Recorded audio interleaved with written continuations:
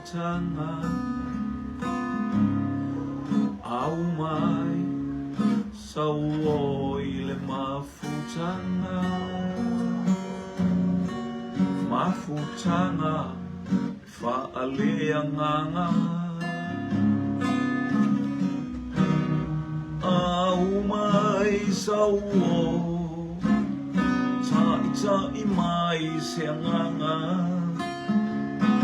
ile mafutanga au mai sauo ile mafutanga au mai sauo ile mafutanga fa'aleanganga au mai sauo ta'i mai seanganga ile mafutanga pele o totoe e anisi o lou auainga o i lātou ngā ele i whaaolaina o lotama po o lotina tai mai lona lima au mai i sauo i le mafutanga au mai i sauo i le mafutanga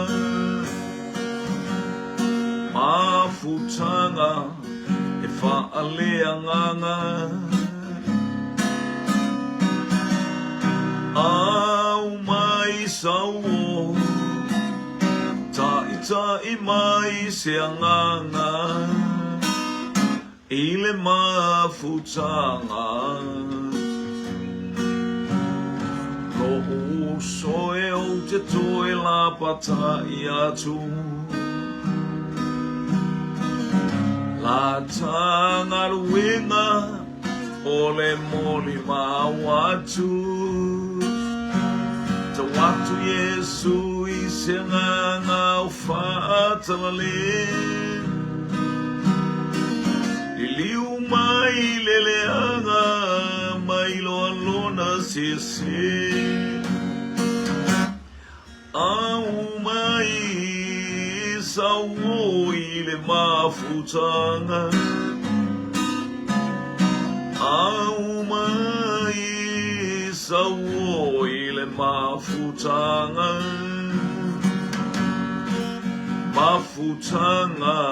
e fa'aleanganga au mai sauo ta'i mai seanganga i le mafutanga au mai sauo i le mafutanga au mai sauo i le mafutanga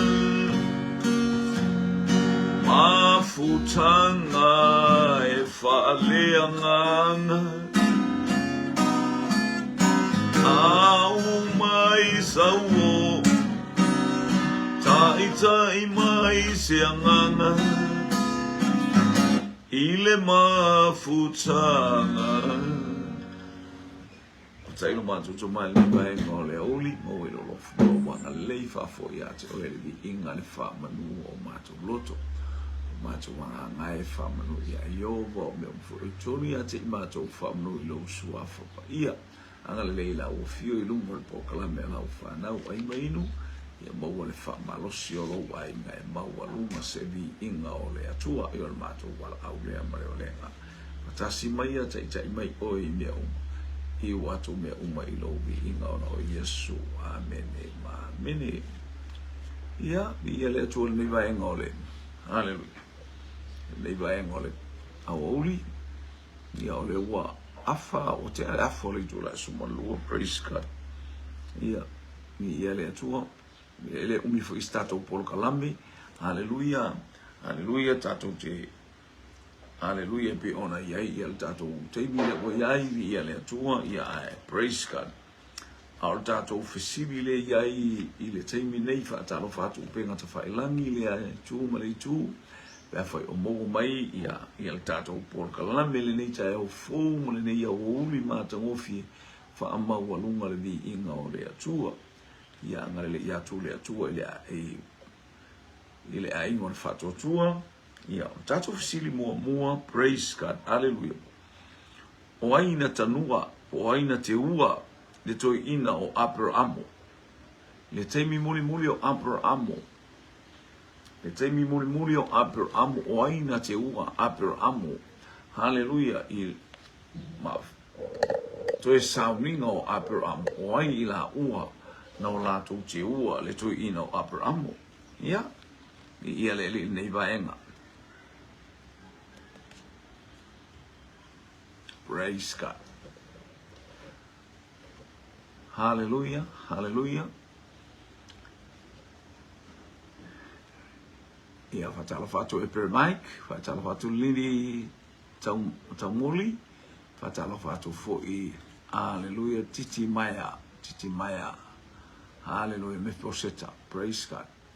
Mi ia lele nei vaenga Susana Fetalainga, ia ni Paula isa ako ma isa maeli le utali mai ia to ina mai ti marufa marulo tu ia tu tato po kalame na le sa ia le tato po kalame sa bo mai ia lele io le ase awono ngal nei vaenga le aso e faina mo watu ia fai ma me vi ia ile i. Praise God.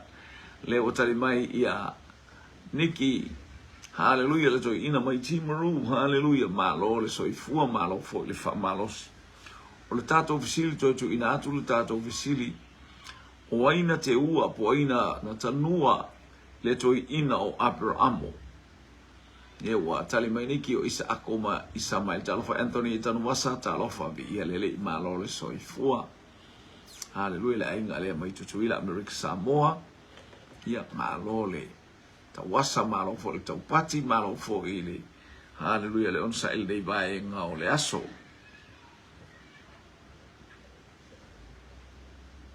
Tasi tatou tali le uanga i mai Susana Fetalainga.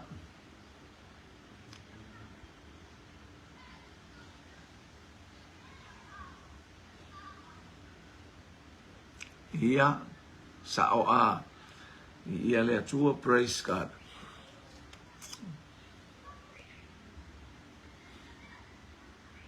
Atalo fat foi lau sunga le angelu tau. Hallelujah. Ia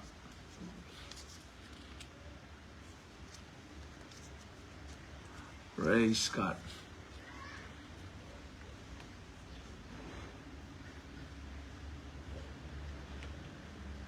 Hallelujah. O aina te ua po aina tanua le toi ina o Abrahamo. Ina woti Abrahamo o ai la tangata no lato te ua pena o lato te ua. Sara la salo talofa.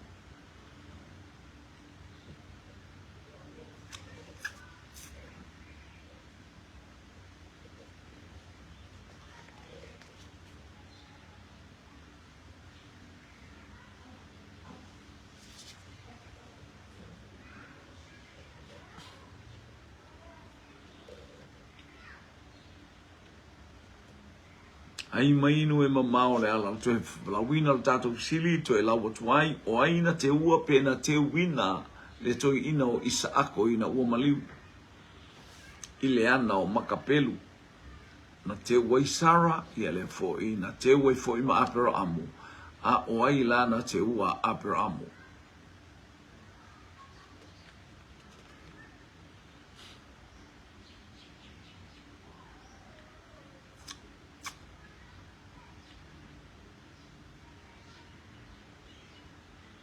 Ya, o Natali o Isaako ma Isamaeli le utali mele angelu tau ia le lii ai mai no e mama o le ala ua tali le tatou fesili ua tali le tatou fesili lua tatou tali mai timaru le toi ina ia Niki Paula male angelu tau le ua mo mai tali o le tatou fesili o le whanau a Abrahamo o Isako mai Iakopo ese mana i o le to inga me o le vesi la wali ese Anthony Tanuasa ia o Isako mai Isamaeli whaftai tali ia o tatou iloe so oa mea ti ngā safe ese ai a o le maliu mo le teimi muli ia le tatou wa ai o le maliu o Keriso wa tu whatasi ai tatou o le maliu o Yesu Keriso lona o ba ai o tatou wa ainga masei o ainga feva ai haleluya tatou iloa o le toto Yesu Keriso o le maliu o Yesu Keriso wa tu whatasi ai i tatou ona maliu tu tatou baba ia tu iana whamanu yanga Susana Isako ma Isamaeli ile ano makapelu whaftai kene se lua sumalima sumaleiva ma ia Susana whaftai ia ua Marita Crichton ro peti senga ta lofa lao ia lele ia haleluya e to lua le whana ua to ina o Arona na la au maia le afisese e to lua le whana o Arona na la au maia le afisese ile taimina fai ele taulanga le nu ai o mai le awali ia ma le afisese le o se afa tangaina ele io e vi ia le raise God au mai ia na oti le awali ia o ingo le awali ia to lua o ingo le awali ia to lua na oti na wala au mai le afisese ile taulanga le whana o Israelu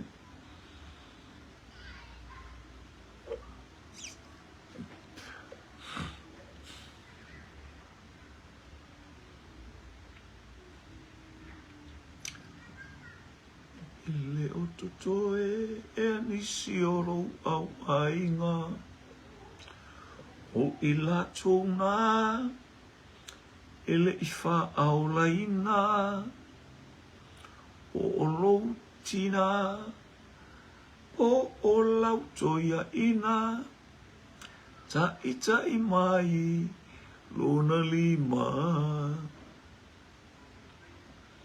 au mai Sawo ile mafutanga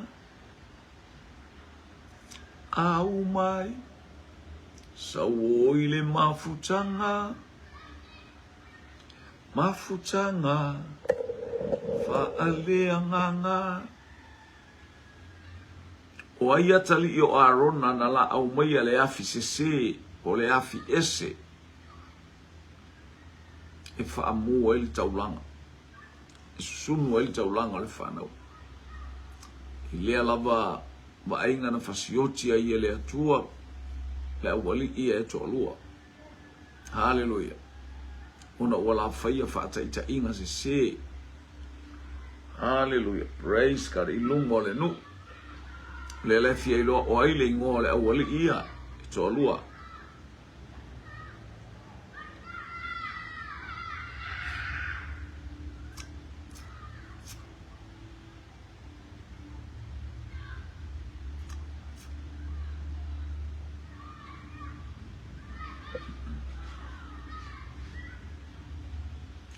ia lewa tali mai ia mo tatou tali mua mai Anthony Tanuasa na tapu ma aviu tatou tali lona lua Marita Crichton na tapu ma aviu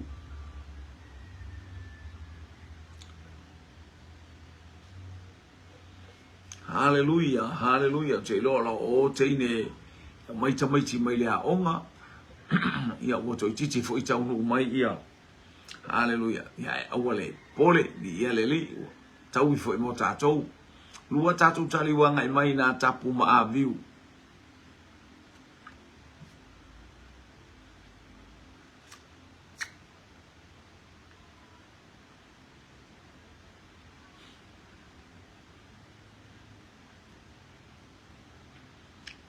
ia o je loa wa mawala tali o tatou fisili tali o tatou fisili na sa o lei ia tamatotuila le maletine mai le mai tonu Hawaii ona tapu maaviu vi ia leli. Praise God. Hallelujah. Praise God.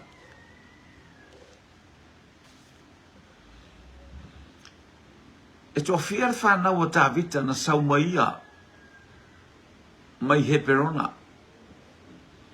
O ne tula i mai Tavita mai he perona o whai matupu o Israel. E to fiar na whanau na saumaia mai to tonu o he perona. Saumaia i Jerusalem ar whanau lea e to fiar na whanau na saumaia. Patalo pato ke le mete patolo vi ia leli. Na tapu ma aviu whaftai le o tali tato fisili sa o le faltua ia fatasi ma o le faltua mai Brisbane ia whaftai Susana ma le tali ona tapu ma aviu vi ia leli. To fia le whanau a Tavita na saumaia. Hallelujah na whana nau i he perona na saumaia.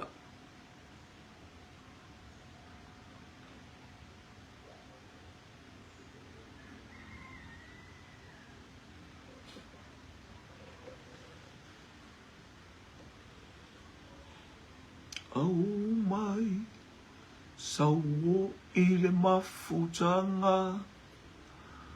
Au mai sauo i le mafutanga. Le watali mai Anthony Tanowasa o tafuna Amerika Samoa e to ono. Mafutanga e whaalea nganga. Au mai sauo tai mai se nganga. Ile mafutanga Lo soe o te toe la pata i atu La tanga luenga O le moli ma watu Ta watu Yesu i se nganga o fatalale Liu mai le leanga mai loa lona se tali mai le to ina mai Timaru e Southland e to fitu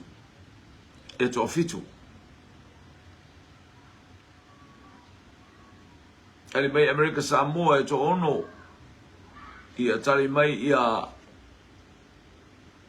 Southland por ile to i sauteo i Timaru. Hallelujah.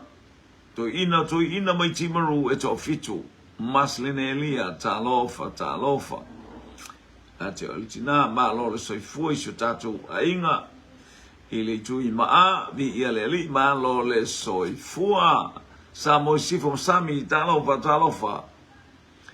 E to fitu ia tamara le to fine o Apisaloma.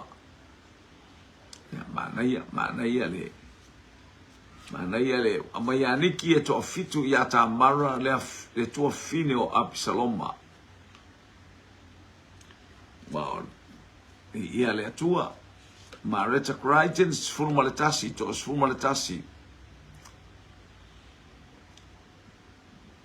Ia talofa ia ne sone. Jensen Ropati talofa. Ia le li ma lo soifua le nei vaenga laso tato mo le lei o le li. Ia o te lole o tali le tato ofisili le tali mai ia le to ono le whanau na o mai sa o le lei. To ono tamana o mai sa o le lei fo i to ina mai Timaru e to fitu ia tamaiti. Hallelujah pe o le wa tau mai maliteine lea le tintiti le o tamara tintiti au le leile o tamara. Hallelujah, praise God. Ia wale ngatalo na lale le ia Israelu atoa ia wa alu fo e ma fo ona tuangane vi ia le faftai to ina moltali vi ia le tua susaf talaina sfulu ia le morta tali fitu maleono sa o fitu sa o leono to ono tama malolato to fine to tasi le to fitu wai le ta mai vi ia le faftai o le tali na o ta to fisili. Hallelujah. Praise God.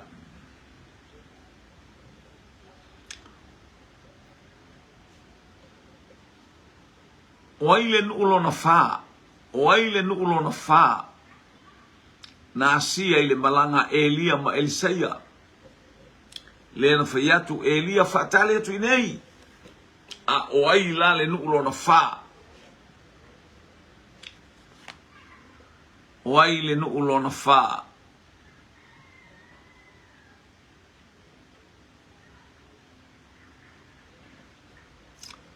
Waile nu'ulo na fa. Praise God.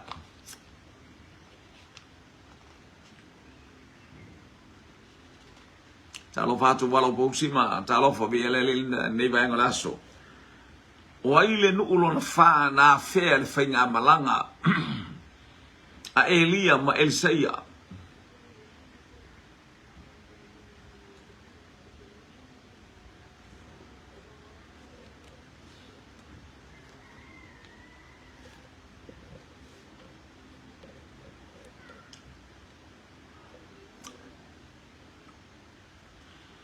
Waile nu'ulo na fa. Mareta Crichton, tine mai Hawaii, o le tali o Yoritana, ma le tali Yoritana. Ai mainu e mamao le ala. Ai mainu so vai. E te malo si ai. I le whainga malanga o lo fai. E mamao le ala o lo ta whai malanga ai. Ai mainu so vai. Yoritana le tali wa mua mai. Mai amareta cry te le tene Hawaii. Hallelujah. Anthony tanuasa le tama mai tutuila. Ma le tali o Yoritana. Fatalo fatu le tama le lau mua. Ia le li malo le soifua. Lau sunga le awana. Mi ia le atua.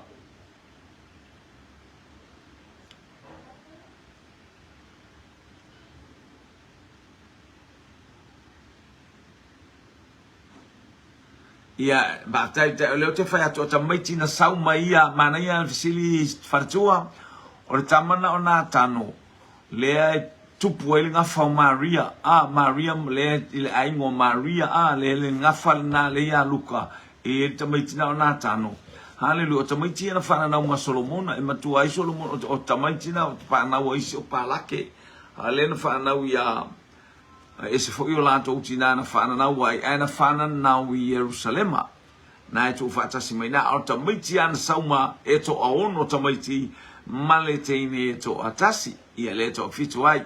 Ia, whatua, ia pe o nā tano, ia pe o nā tano le i le uwaenga sa whanau i Jerusalema, ia e le o Grace God sa whanau i Jerusalema, le i o nā tano na le i le ngafa le sau, maua mai a luka lea, maua ele ngafa i a luka, lea sautau mai a Maria, le ngafa la le sau i a Solomona, ia le o tamiti umana lena i Jerusalema, ele o tau ele, ia vi ia le li, Susana Fitarenga Yoritana, ai mainu, Josephine, Maria Hand, vi ia le nei vaenga o le taeao, po nei vaenga o le aoli, Hallelujah, le taeao nei tonu po ia po le o le taeao nei tonu Australia, ia o le hafiafi nei tonu Amerika, ia o le aoli nei tonu ia te tātou, hallelujah, tuila Amerika Samoa, ia le ngata whakileo sio tātou, hallelujah, motu i tu mua ma pole ono, vi ia leli, mua mawana tani o tātou visili, hallelujah, o le nukulo na whalea, mua kirikala, hallelujah, ui mai ele whainga malanga lea, ia ui ane ai Eriko, ui ane ai Eriko ma peteli, ese le mamao mea e o alu i ele whainga malanga koe luange i oe, ai muli i Yoritana, i o le tali la o le tātou fisili le ua mawai atu o Yoritana, o le tātou fisili le ua muli atu le ua uma atu o Yoritana, hallelujah, o ina, o le vaenga muli len whapelo Elia ia Elisea, o le a se mete mana o te whaia mo oe a ele i vaeina i tā ua. O le ase me o te whaia wal pole vi ia le atua sana vi ia le atua. O le ase me o te whaia ai le iwa pai e se ina i tā ua, e tā te le i te atea. Ia le tātou ilo le tali, whaalua mai le nganga. Whaalua mai lo wanganga, tā te mo mia mea nai to tonu i atua. E wape nai tātou ina ua moli mai le nganga pa ia mo oe mo a uma i tātou. Hallelujah wam. A wina mai e keriso le nganga o keriso a wina mai tonu ia te i tātou pen wha el tusia kalatia nta upe whāfua i upe valu o le nganga fo yolo na alo o Yesu keriso wa ia wina atu i lana whanau whapeane i ama le tamai whain tātou ta ua ama le tamai ona ua tātou i lo o le nganga o le atua wa ia te i tātou ia le an whalua i lo leo le nganga. Hallelujah, el toi ina le ti maru le malosi mai e al tato toi ina i ti maru malo le soi fua langi mama. Hallelujah, ia whaftai fo i mo a ta mo le sosori mai la tato polo kalame vi ia le ali. Hallelujah, praise God. Oh, vi ia le atu. Ele fa fine le fa nau. Ele fa fine le fa nau.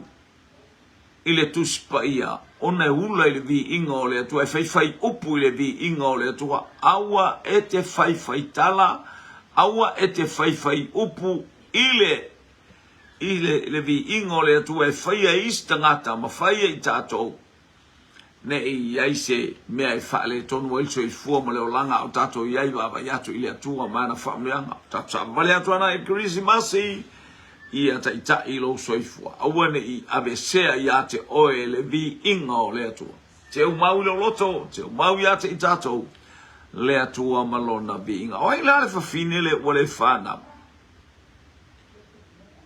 o la fe mea tuspa ia ona o fine ino le vi inga e leo tali mai ia Maria Hunt Josephine ia le lii.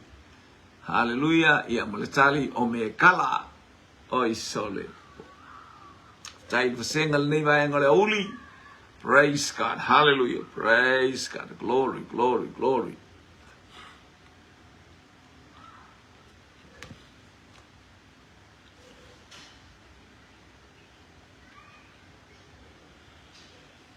Marita Crichton. Josephine Maria Hunt, ia o me kala mai a Marita Crichton, le to lua o Tavita, hia. So le fia la wako a amia kuia sawa.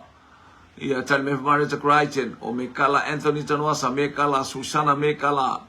La wato ana tongia talofa mai wo, talofa mai tua fine, malo le soifua. Fata tele foi supo nafi aftai ve tu mo mayava aftai auna me kala hallelujah ai mainu e mama ole ala ia le olo anga email mata mtanga ia mfenga supo i America Samoa ile moli ole ava Josephine Hunt me kala la fino le tupo saulo matauli ale wato e sau I ala moto I loa I me kala I matauli o me kala na avelon to mafa no fu molesta malo ale wato e sau na ami fa pitoa fa mai tala Tavita ia apineru a ola apineru a ele sau ma mai metal me kala lo to alua ele fa intato e feilo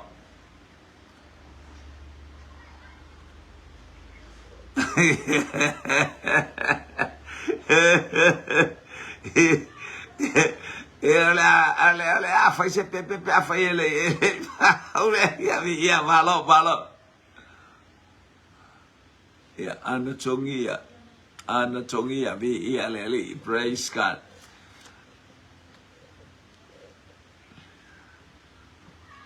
Ia, faftai, alo fato foi seu. Anti, ao com uma futai, na, então, no malosi.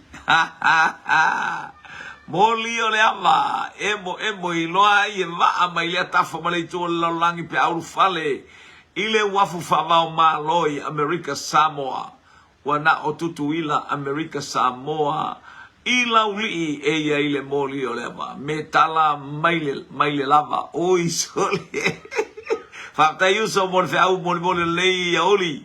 Fa mo le tai au ya uto ai fa tai mo lo sa le vai ngaso.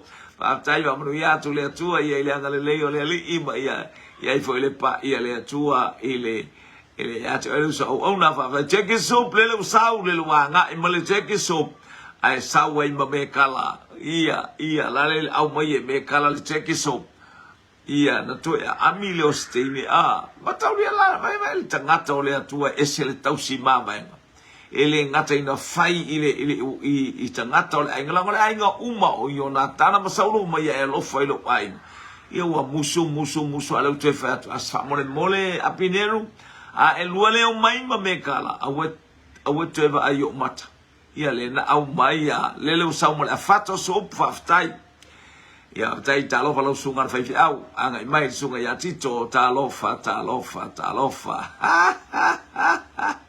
ia wa tali tato ofisili ina wa saule chicken soup ia mai tonu o lauri America Samoa mo le ama fa tai fai supo haleluya ai se supo e mo mia ia ona e tusilea ma e bala au fa so tai tato polo kalame ai mainu ia ona saule le taimi a wina to ai lau supo i lau ainga haleluya ia le fo saule lamb soup oka ia le li fa tai mo fa talo fo mai sunga de au beef soup o solo sau fo ile soup povi ali tele la soup povi le nga tai atu ya mato ile fale o saina ia sole tatele lo poni soup povi poni soup isumu poni soup pusi ia mata ole fo la usa ina no mai ni ferato fo inga kuka mai ko inga ia ai ia ua mawar tato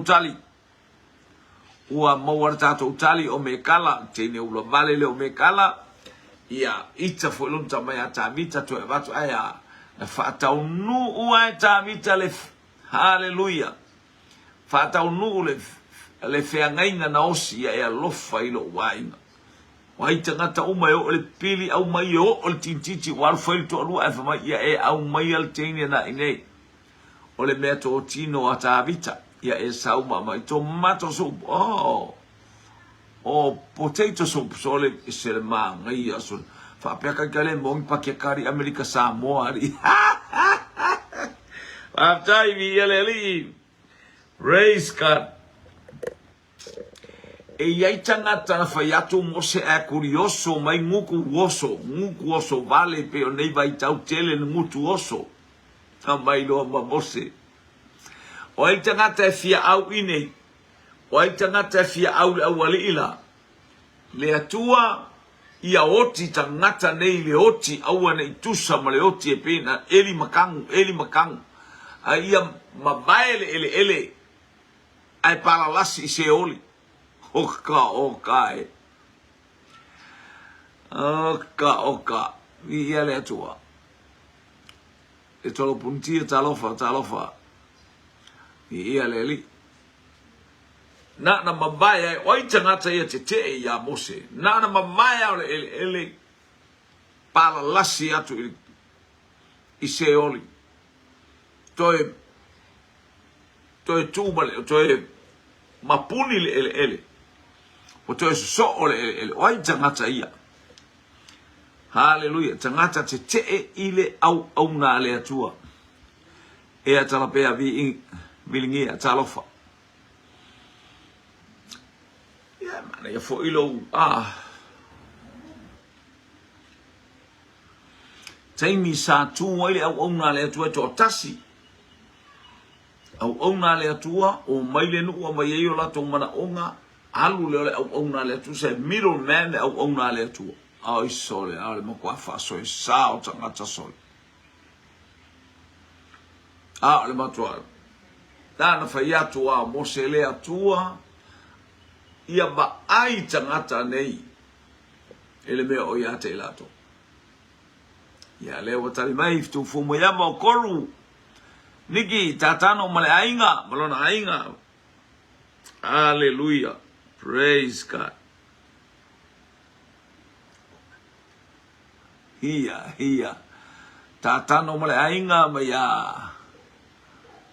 mai chama mai chimaru koru mai koru le tamal laumua au ono me laumua Anthony Koru Tatano ma Apiramo. Hallelujah, tali me America Samoa, tali me Foitene lea mai Hawaii Koru Apiramo Tatano. Hallelujah. Ai mai no e mamao leala.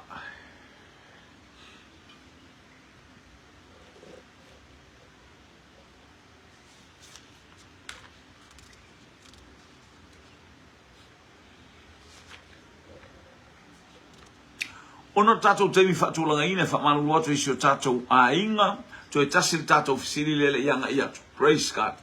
Ona ua, hallelujah, ona tatou te olu tatou temi whaatulanga ina, iane ia whaina i fo ise whina ngalo stangata. Hallelujah, e tusa mala tatou polo kalame, e whaatai ia, to elo usolo utu o fine, to e tasiri tatou fisiri lele ianga iatu.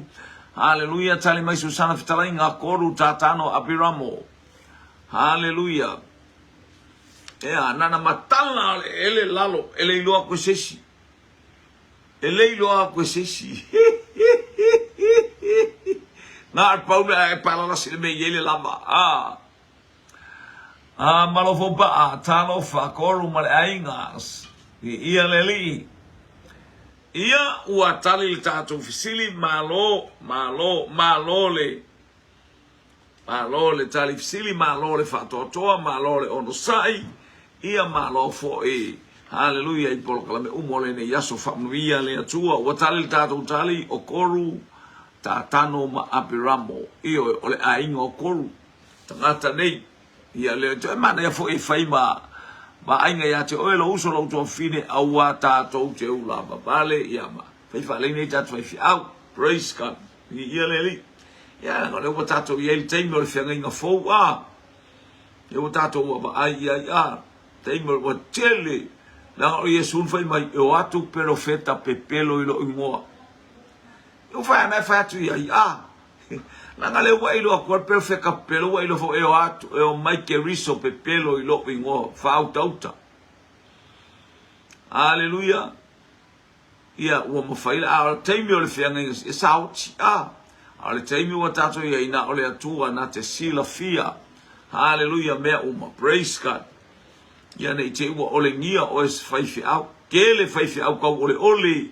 Kele mea kau ole ole ua mai. Ia e tu ile mamanu ole atua. Amene. Hallelujah. E ese ale whianga inga tuai. Ese ale whianga inga fau tato ia ile whataunu wina o mea uma. Praise God. Ia wai lesi awalia na watu wha marolore mai whamai suafau. O Yesu le tala ia Paulo alengi sore. Ele mala wale ia Yesu ole alal menga ia. Ia na tele no tulo, na tele no le awaenga ia le awala. Ai sea. Ioi, wo ta uli suafa. O Yesu le tala ia Paulo. Faiatu iato. E faiaku ai lo umarike mongi. Mau ke lei loa o ke lei loa oe. Mau ke lei loa oe. Ioi. Ala e tu Paulo. Ai watu ni solo ile awali ia. Ia nga makwafa. Alfa na ua le whaifi au. Ia lona winga so o matamiti le whaifi au. Ele malama le whaifi au. Nale Paulo le mea. Ia le tamo e tele noa. Tamo e le eise ie. Fisili mai le atua wheo iai au loa. Ua matu tu i tua le mati. La maulo tua i tua le mati. Ua le ini ma ie. Whapena. Tapena o ioi wa tato ilo aina ia le tulanga o mea umalawa. Praise God. Ona ole whaama ite ale nganga pa ia ilo soifua malo uolanga. O aile tangata na whaapeane aile tuspa ia o lana nofua inga malona ingoa ole whea ngainga masima. Ole whea ngainga masima. Praise God. Ia ole tato u toi fsiri lea. O aile tangata na whapeane aile atua ole whea ngainga masima lea. Praise God. Whatalo whatu li teine lea o teine lea mai ota. Manukau. Ia lele angale lele atua. Ma lor so ifua. Ele se mea tato te wha marulua e marulu te le to ua tunu. Paul mea. Tiu te mwhai ba e le tu ua. Hallelujah. Ia lele mau fotemi ua e o mai. Ai fitau ma le fsiri muli muli lea. Hallelujah. Ia le tua Praise God, tātou silina wanga yatu. Hallelujah. Fai mai, ole tupua masima. Le fea ngainga na osi ele atua maratangata lea. Ole tu, oi ai lea. Le fea ngainga masima, sorry ole tupua, ole fea ngainga masima. Ale atua, male au. Family le tu ya te ol tato efsil na ne ya uli. Ya ile nganga tato fail ai. Hallelujah. Isitemi ole taulanga afiafi ngale ile atua. Ya family le ime umono Yesu. Praise God. O ile na feta la ile atua wosi ile atua le fianga masima. Hallelujah. Solid. Amina. Ia leli Arona talmejema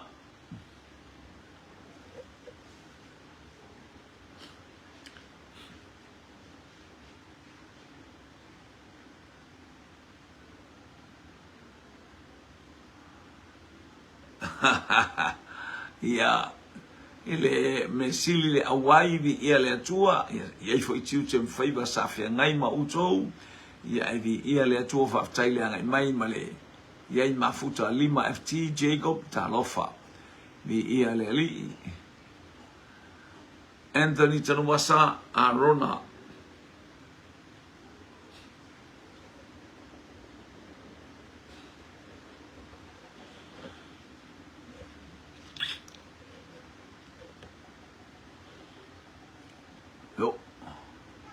Arona mai sai pipi ia na ia langala wapala Arona ngai le sfia ngai ngo ia wapala umama mame o ia le ai Hallelujah.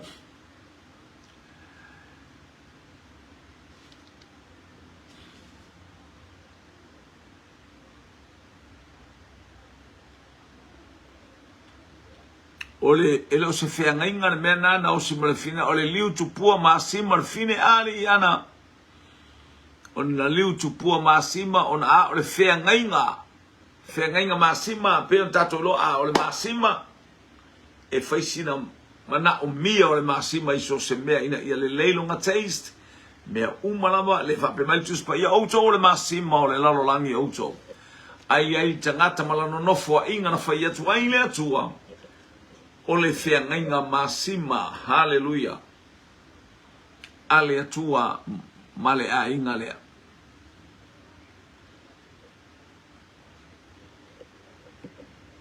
Ia watato wo o malei vai tau olo o tu mau pea lea fea ngainga ma olo fa mautu ina. Hallelujah, fitu fomu yaba, malitali o ta vita.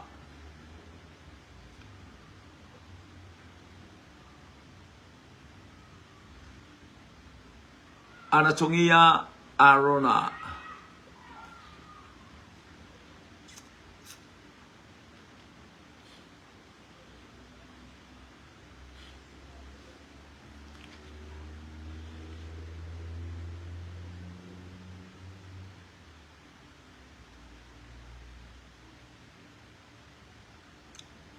Ia tali mai anatongia o Arona.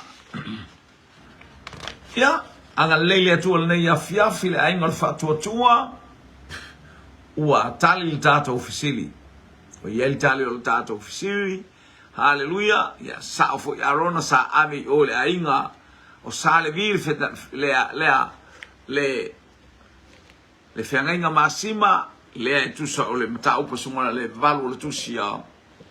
Hallelujah. Numera na tala noa ai ia ele ngata fo ilea.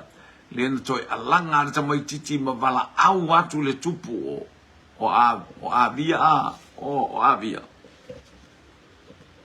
E te leilo e ana osi ele atua le whiangainga masima ma le nofo ali o ta vita ele ma vai le whiangainga masima le atua. Wana tu le aingo ta vita oi ke saua i ke le tal level au anga ia yero poamu. Oi ke sauai ma e ke whaafia ula mai whaafia. I le whea ngainga masima na osi ele atua male a inga o tā vita whaaftai. Fafta Itali, anga leili I polo kalame o le nei aso. Anga leili atua, ia moa pea, ia whamunianga, ia mosi o tātou a inga, tātou po kalame lea, whamunia lea atua le nei a whiautali tātou fisili, o le a inga o arona, I le au sāle di, ma le au osi taulanga si le pangale, o le whiangainga na whaalea o ngā ina. Hallelujah. Leu tātou o mai teimi nei, ele o se sāle di, na avea I tātou I lunga le sātauro, na ave I tātou le tamaititi o iu, tamaititi iu taia. Hallelujah, ua sui le itu a inga na avea I tātou I lunga le sātauro. Mana tongi o la ina o tātou se semo o tātou leanga. Hallelujah, o ia o le keriso manu malo o le alo o le atua sili es. Hallelujah, I whamnuia le atua I fofuanga whai o le neia uli ona o Iesu. Amen, amen, amen. To God be the glory forever and ever. Amen.